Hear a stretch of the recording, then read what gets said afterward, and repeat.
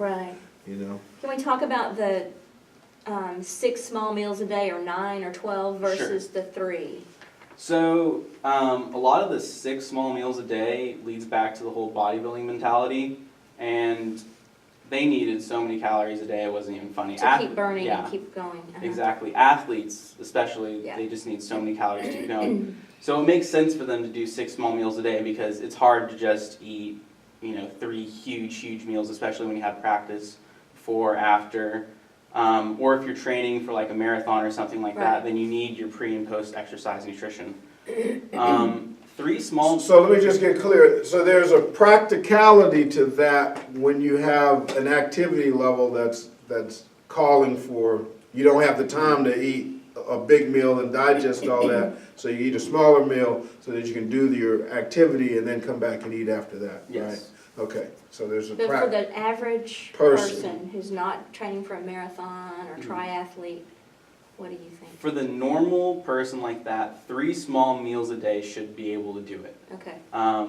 That being said, it all determines based on the individual. If that person likes to eat, a smaller meal and then have, a fruit and nuts afterwards, and a meal and then a snack, and then it determines what you consider a meal. So do you determine a snack a meal or not a meal?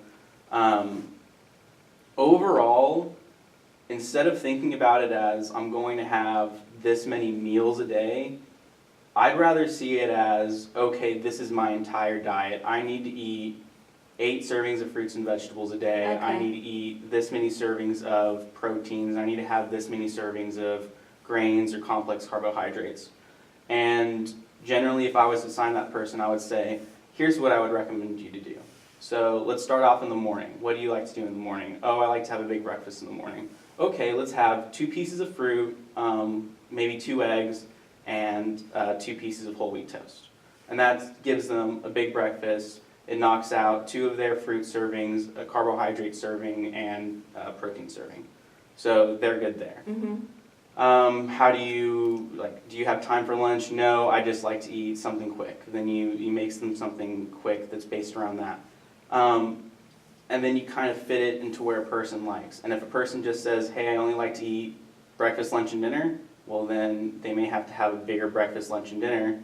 And if the person's saying, hey, I'm getting too full, I can't eat all these meals, or hey, I'm still hungry all the time, then you can address that problem when it comes up.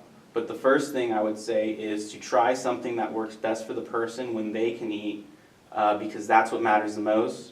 And in terms of timing and all that, let it play out until there's something that goes, hey, I can't do this anymore, and it interferes with my schedule. Okay, that makes sense. Yeah. So here again, we get back to just practicality, right? Because the thing is that the athlete's doing all that because of their schedule. That's their job, yeah. Right, Yeah. and their schedule, because there's the actual issue of digesting and then trying to train, right? And then for you, finding what works for you, and because to me it's like, over the years of looking at all this, it's like science or anybody can come up with stuff that, if you do this, then this happens. But that's in that controlled environment. Right. How does that work in life? Right. And I'm not hungry until about 10:30, sometimes 11 o'clock. Right. And so then that's the intermittent fasting I was talking about earlier. Do you listen to your body and you eat when you're hungry? And then I'm afraid though, okay, again, with getting in the right calories at the right time, am I going to be tired? And then do I make myself eat breakfast? It's so confusing. So generally, you're not saying you're tired in the afternoons more than you are in the morning? Yes. Okay. At 3 o'clock, I get that 3 o'clock slump. So when do you say you eat your first meal around? 11. 11? What does it consist of? Usually I do a protein shake, or Okay. I'll do, a big salad and chicken. I eat okay. Mm-hmm. Like I'm aware, my first meal is probably the best one because I'm aware of, okay, I'm breaking the fast. I want to put the good things in my body. So it's usually a decent lunch. Do you have many carbohydrate sources like fruit, breads, pasta, anything like that with your Yes. first meal? Probably not bread, but fruit. Okay. Yeah, the shake especially. Okay, with the shake you'll have a little bit of fruit. Mm-hmm. And then with dinner, do you only have one dinner or do you eat couple times after that. No, I haven't done it dinner, but sometimes I'll crave something sweet after that, though. Okay. Yeah. What that's leading me to believe is you're running on the nutrients that you had from the night before that you stored up. So you're storing up all the carbohydrates the night that you eat. It's going to go into your muscles. It's going to go into what you need it to do. And then when you wake up, you feel fine because your blood glucose levels are okay. They're going to peak again when you eat a little bit. And then when they start to taper off and you eat that higher carbohydrate meal, it's going to lead to your being more tired. And I would say if you wanted to make it to where you had more lasting energy throughout the day, you would start with the carbohydrates first. So that way you had the energy stores built up in the morning. You use them throughout the day and you kind of replenish them. And by the time you have dinner, you either have a low carbohydrate meal or a no carbohydrate meal, like a salad or something like that. Okay. So you're saying if she's gonna have the salad, flip the salad till later in the dinner. day Yeah, and eat the carbs earlier so she can burn them off. yeah. So Okay. you'll That have makes sense. longer stores of energy, yeah. And I think I heard you say this earlier, ultimately, you may start with a certain deal, but then you go by what the person is telling you Yeah. about how you adjust that, right? Mhm. So it always goes back to you. So it's not about not listening to your body, it's about always listening to your body. And then if you, just like he just addressed there, if there's an energy issue, then, you make the adjustment based on the energy issue. Not because, well, the science has said this or that, you go back to yourself. That makes sense. If you're hungry, eat. Yeah. If you're not hungry, then don't eat. Because then we can get in that whole deal where people are like, well, I'm supposed to have 5 meals a day, but I did overeat at lunch, and so, but I'm supposed to have 5, so they keep eating. And then it's like, now so it's like, it's always about, the truth is here.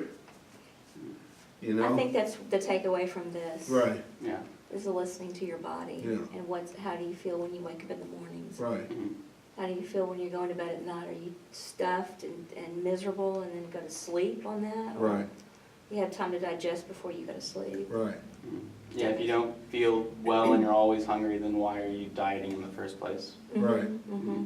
I think you shouldn't really feel hungry on a good diet. Mhm. You should feel satiated at least, unless you're talking about the real extremes or you're talking about athletes who are cutting weight or something like that, then maybe you start to feel some hunger. But for general people, you shouldn't feel the hunger at all. I would say you'd feel more stuff than you would hungry. Mm-hmm. Mm-hmm. Because you're getting the food that Yeah. you need, and then your body's having to process that, which is good for your metabolism, right? Yeah. And I think that's where you kind of get that deal about eating the more meals and all that, because they're saying, well, that's going to keep your metabolism revved up. But you're saying that your metabolism can be revved up just from eating, Yeah. period. Mhm. So that's the way I feel as well. You see? I mean, even if you were to say, hey, by eating 6 small meals a day, you're going to burn 7 or 75 more calories from thermically defective food every Is day. that worth it? Yeah, is it worth it? Yeah. It's not worth it. It's not worth it. Oh, I haven't had my Right, 3 o'clock, or I Right. haven't had my 5 o'clock. Right. Yeah. yeah. No, you're right. Okay, that makes sense. So the body tells the truth. You listen to the body, you make the adjustment, make sure you get your nutrients, and then you can adjust the rest of it based upon, what works for you, what's Mhm. practical for you. Mm-hmm. Okay, See how that works? I like it. Yeah, that's all we know, man. Yeah. That's all you know? That's how we roll.